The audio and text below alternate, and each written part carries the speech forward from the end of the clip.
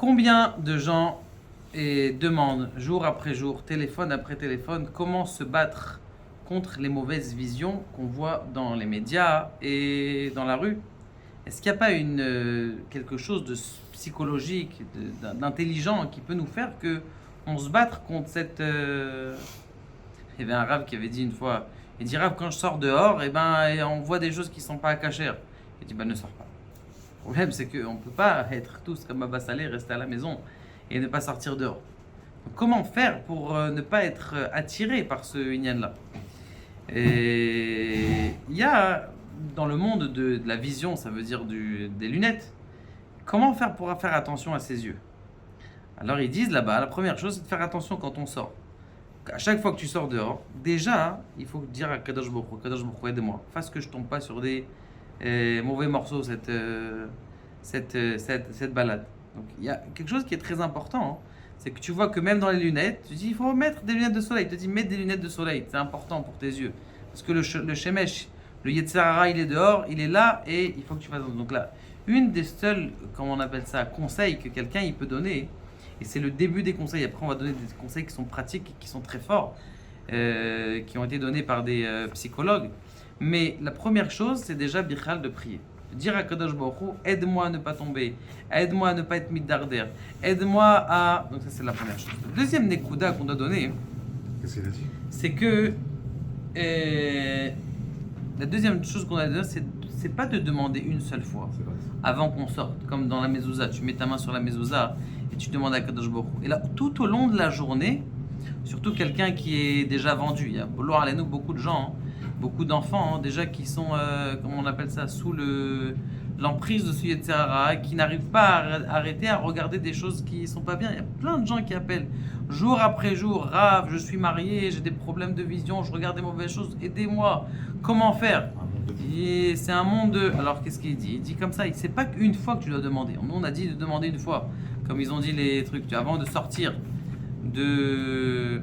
Là il a Akpidou, il faut faire attention donc justement à demander toute la journée. Demander à Kadosh Baruch Hu, à chaque fois que tu ressors dehors, à chaque fois que tu es devant un écran, à Kadosh Baruch Hu, aide-moi à ne pas tomber. Ça c'est d'avoir un kécher avec Kadosh Baruch Hu, de comprendre qu'on n'est pas, on n'est pas fort devant les Yetzer Hara et demander de l'aide à Kadosh Baruch Hu.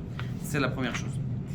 Et la troisième chose qui est importante, écoutez bien, troisième chose qui est importante, et ça, c'était donné par des scientifiques, et qui peut être un conseil qui en vérité qui est marqué dans la Gemara, qui a été donné aussi par le Messilat Yesharim au début de son truc. Il dit comme ça: comment est-ce que quelqu'un il fait pour arrêter de manger? Quelqu'un il a envie d'arrêter de manger, qu'est-ce qu'il fait? Eh bien, il doit faire une association entre ce qu'il mange et qu'est-ce qui va finir à la fin de ton manger. Le Messilat Yesharim il dit ça, Perek Bet, regardez bien. Il dit que quelqu'un qui veut se dégoûter de la nourriture, tout simplement, il dit qu'est-ce qui va devenir de cette nourriture à la fin? Chotzmik Votrem, avec tout votre honneur, ça arrive, vous savez, au WC. La même chose, quelqu'un qui sait qu'il a un problème ou avec son téléphone, ou avec son ordinateur, ou avec ce qu'il voit, eh bien, il va faire une association qu'il met sur le visage de la jolie femme qu'il voit, il met un petit peu de saleté. Disons, comment elle s'appelle, Naomi, comment elle s'appelle l'autre là, Cindy Crawford. Elle est là. Vous lui mettez sur son visage une petite crotte de nez comme ça. Je m'excuse de rentrer comme ça, mais c'est vraiment des kélim qui aident. Vous lui mettez ça. Est-ce que vous avez envie de la voir? Elle te repousse. La même chose sur toutes les photos que vous avez dans la tête. Vous associez des choses qui sont dégoûtantes avec des odeurs qui sont dégoûtantes. Je ne veux pas en parler dans une vidéo parce que c'est pas beau, mais essayez d'imaginer ce que je suis en train de vous dire. Ça veut dire vous regardez ce qu'il y a au fond des toilettes et vous mettez sur son visage. Et est-ce que ça va t'attirer? Ça ne va pas t'attirer. Maintenant dans ta tête, qu'est-ce que tu es en train de faire? Tu es en train de faire une association entre ça et ça. Quand tu fais une association entre ces deux niveaux-là, et bien du coup, au fur et à mesure, tu vas tourner les yeux très facilement. Pourquoi? Parce que dans ta tête, l'association, elle va se faire en bien. Il y avait, à l'époque des Yevanim, à l'époque des Grecs, il y avait une chita, c'est une très bonne chita pour étudier la Torah aussi, et une chita d'association. Comment est-ce qu'on fait pour se rappeler? Par exemple, on dira, comment vous vous rappeler que Siman Chintet Vav, on parle de OL dans Maseret Shabbat? Moi, tu peux te rappeler, c'est tout simple. Parce que moi, dans ma tête, je mets Shin Tet Vav, c'est quoi? C'est château. En français, château, c'est un château. Un château, c'est quoi? C'est une tente. Donc dans ta tête, tu as fait une association au Siman Shin Tet Vav avec un château. Donc dans ma tête, le Shin Tet Vav, c'est comme ça. Comment tu te rappelles que le Siman Pezaïn, c'est comme ça? Tu fais des associations entre un élément et un autre élément.